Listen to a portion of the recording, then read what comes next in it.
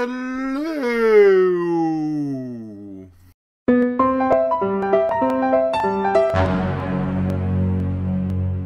Lauren, I am a little bit surprised that you're not a huge Naramon Alex Day fan. I thought all girls liked the Alexness. You know, because he's a bad boy. Or quasi-bad boy. As bad boy as you can get for a nerd fighter, and he's British. But speaking of Alex Day, he did come up with a pretty sweet survey. And a lot of people seem to be doing it, and so, you know, let's jump on the bandwagon. Let's get going, shall we? Tell us about your first kiss. My first kiss was when I was, 18. I was a late bloomer. And by bloomer, I mean I was scared shitless of kissing a girl. And for a first kiss, I thought I did really well. You know, she had a different opinion. Her opinion was, and I quote, "It was like kissing a dead fish." Now this is completely unfair because one, how does she know what kissing a dead fish is like? And two, there's only so much practice that a weird nerdy little 18-year-old can get by going like this.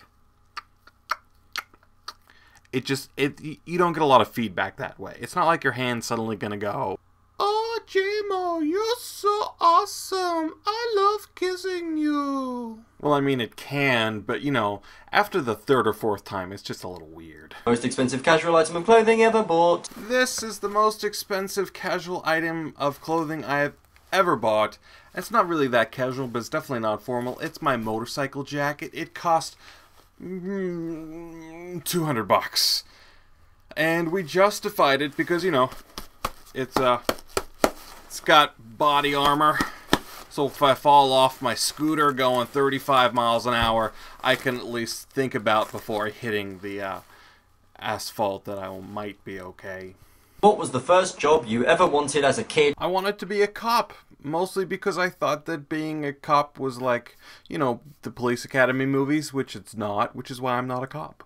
Tell us about your group of school friends. When I was real young, I really didn't have a whole lot of school friends. Real young, I mean, you know, we're talking like elementary school. You know, growing up in Australia, there is a very strong pecking order, and at the bottom there was like me, and I was above one kid, and the only reason I was above one kid was because he just basically smelled of poo. And then after I moved to the States, I did, after a couple of years, get some really good close friends. You know, there was James and Jimmy and Matt and myself, and we were the well, the three amigos and me being the weird guy hanging on, but whatever, you know, it was cool. And then I moved again in my junior year of high school from Seattle to Rochester, Massachusetts, which is down by Cape Cod. And let me give you this little point of advice here, guys. If you ever have to move schools, try to go from like a really giant school to an itty bitty bitty school in the middle of nowhere, because then you will like be really cool. Because going from Seattle to Rochester, Massachusetts, you know, I went from 1,700 kids in my lunch to 600 kids in the school. And so I was new and fresh and exciting, and I made lots of friends, and it was awesome. And they were good friends, and, you know, yeah, I lost touch with most of them. But, you know, such is life, and I move a lot, and I'm not good at keeping up with friends. God, I'm horrible. Okay, moving on. What would you name your kids?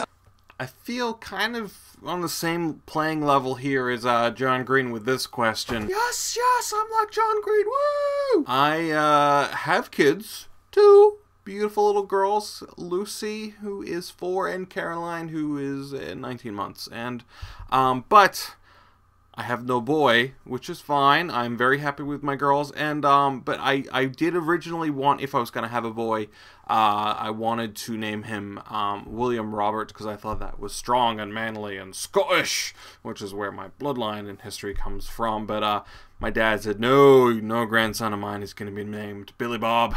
So we had discussed it, me and my wife, and it was gonna, if it was a boy, our firstborn or secondborn was gonna either be Lincoln, we'll call him Link, or Riker, because Riker's awesome. Who do you want to answer the survey next? So you know who I would really like to have answer this one next as a video response to ours is my former Nerd Smashers. I miss you guys. Make some videos. Come on, make a quick response. Come on, I'm calling you out. So there you have it, my silly survey questions, Lauren. I hope you enjoy them, and as always, curse you. I will see you on Friday.